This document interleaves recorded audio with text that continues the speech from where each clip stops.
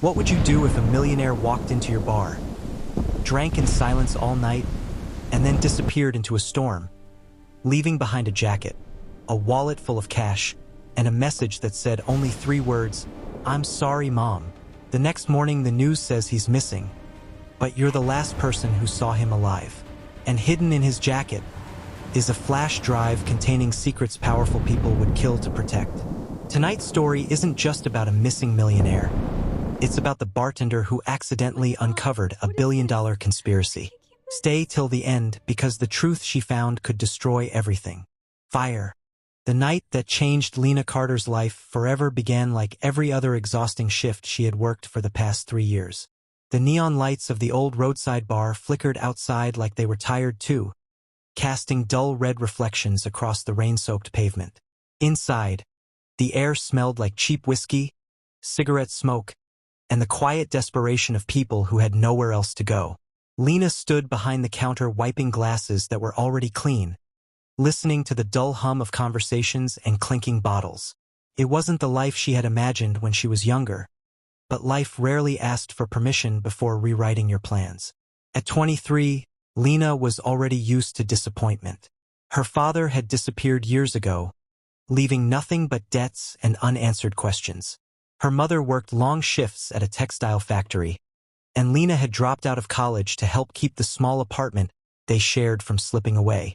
Working at Rusty Anchor Bar wasn't glamorous, but it paid just enough to keep the electricity running and food on the table. Most nights she kept her head down, served drinks, and avoided Trouble. That night, however, Trouble walked through the door wearing a perfectly tailored black suit. He didn't look like someone who belonged in a place like this. The Rusty Anchor was where truck drivers stopped for cheap beer and tired workers came to forget their problems. But this man looked like he had stepped out of a luxury magazine. His shoes were polished, his watch gleamed under the dim lights, and his presence silenced a few conversations the moment he entered. Lina noticed him immediately, not because he was handsome, though he was, but because he looked lost. He took a seat at the end of the bar. "1 whiskey," he said quietly. His voice carried the weight of someone who hadn't slept in days. Lina poured the drink without asking questions. In her experience, the less she knew about customers, the better. But something about the man made her curious. He didn't touch his phone. He didn't talk to anyone. He simply stared into his glass as if the amber liquid held answers to questions no one else could understand. An hour passed. Then 2. He ordered several drinks but barely seemed affected by the alcohol. Lina had seen drunk men before, loud, messy, unpredictable. But this man drank like someone trying to drown a memory rather than chase a buzz. Near midnight the bar began to empty. Chairs scraped against the floor as the last customers left. The rain outside had turned into a violent storm, rattling the windows with bursts of wind. When Lina turned back toward the end of the counter, she noticed something strange. The man was gone, but his jacket remained draped over the stool. She frowned. "Sir?" she called out toward the door. No answer.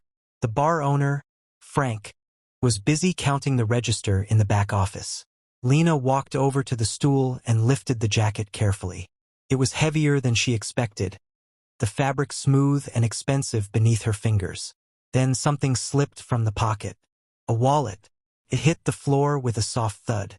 Lina hesitated for a moment before picking it up. She didn't usually look through customers' belongings, but she needed to find some kind of identification to return it. When she opened it, her breath caught in her throat. Inside were several black credit cards neatly stacked. But what shocked her most wasn't the cards. It was the cash. Hundreds, thousands. More money than Lina had ever seen in her life sat folded inside the leather wallet. Her heart began to pound. For a brief moment, a dangerous, tempting moment, her mind whispered a thought she had never allowed herself before. 1 stack of bills could pay their rent for months. Another could cover her mother's medical treatments. No one would know. The storm outside roared louder, as if the universe itself was waiting for her decision. But Lina slowly closed the wallet. She had grown up poor, but her mother had taught her one thing that mattered more than money: integrity. So instead of taking the cash, she searched for an ID. The name printed on the card made her freeze. Ethan Caldwell. The name sounded familiar. Very familiar. Her mind raced through the headlines she had seen on TV screens above the bar during slow afternoons. Caldwell Industries. Tech investments. Real estate empires. Billion-dollar acquisitions. Ethan Caldwell wasn't just rich. He was one of the youngest millionaires in the country. Lina stared at the card in disbelief. What was someone like him doing in a forgotten roadside bar in the middle of nowhere? Before she could think further, a folded piece of paper slipped from the inner pocket of the jacket. Curious, Lina unfolded it. The message written on the paper sent a chill down her spine. 3 words.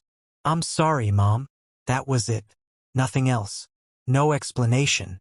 But the handwriting looked shaky, almost desperate. Lina's stomach twisted with a strange feeling. Something was wrong.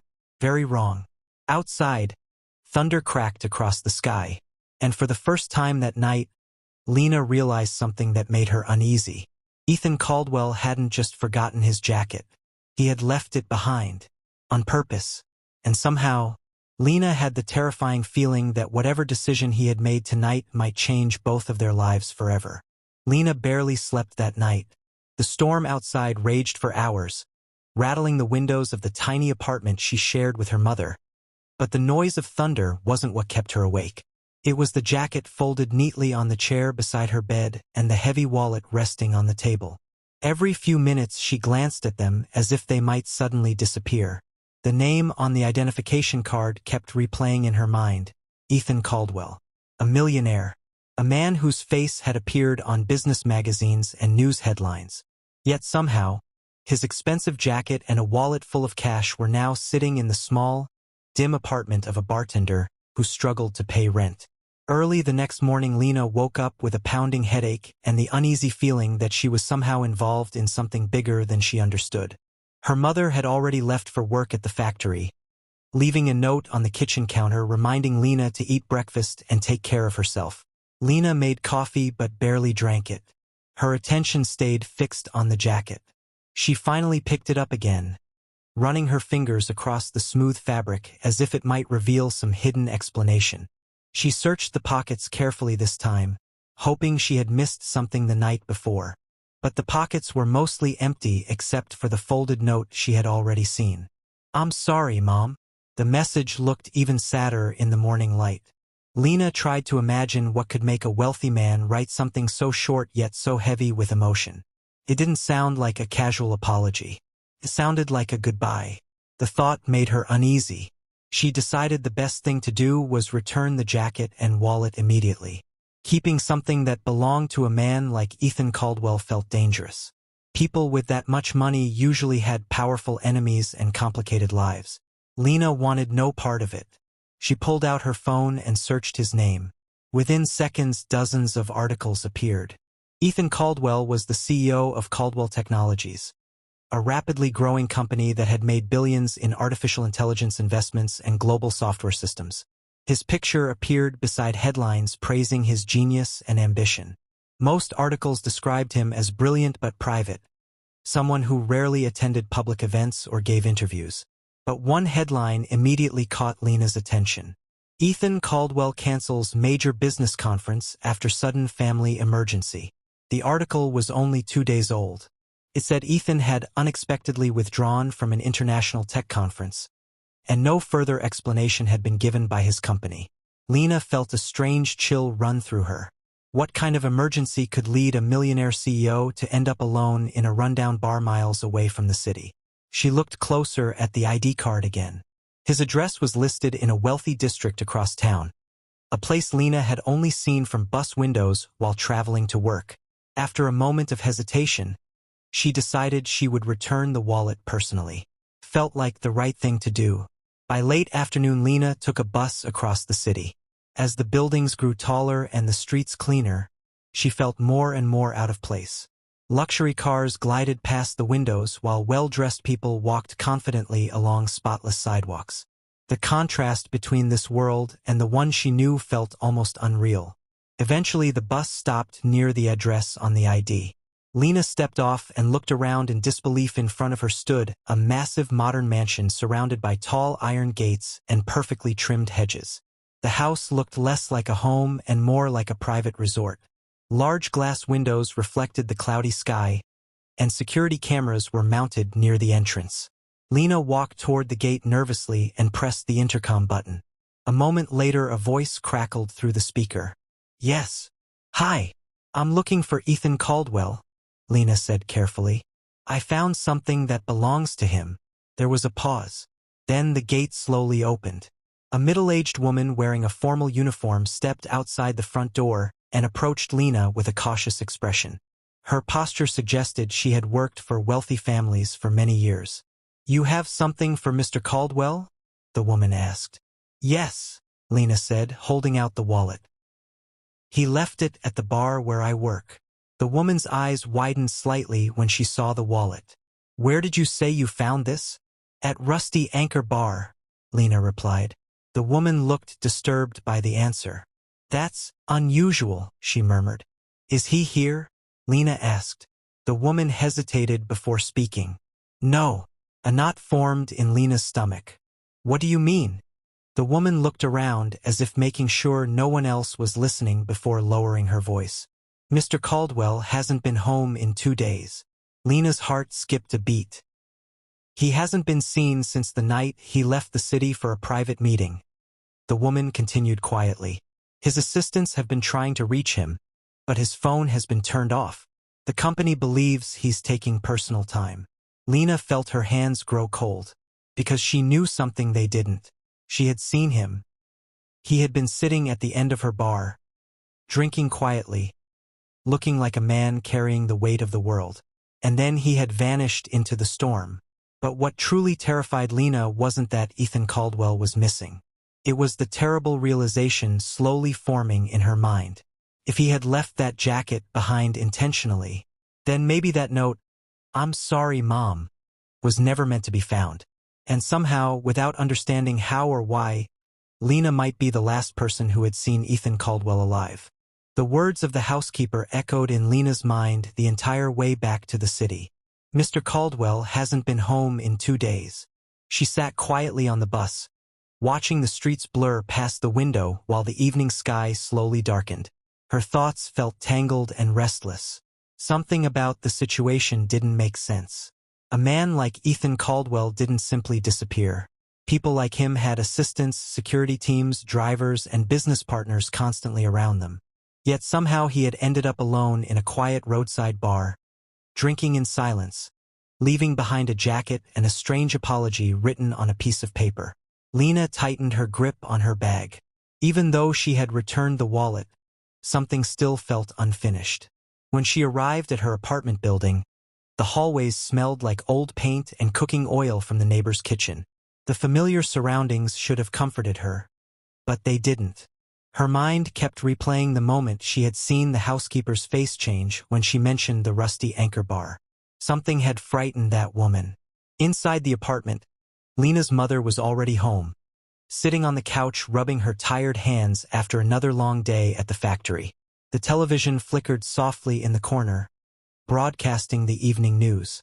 "You're late today," her mother said gently. "I had something to take care of," Lina replied, trying to sound normal. She didn't want to worry her mother with a strange story about a missing millionaire. Lina headed toward her small bedroom and closed the door behind her.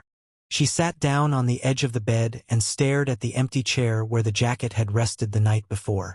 For a moment she wondered if she should simply forget about everything, return to her normal routine, serve drinks, pay bills, survive. But the feeling in her chest wouldn't allow it.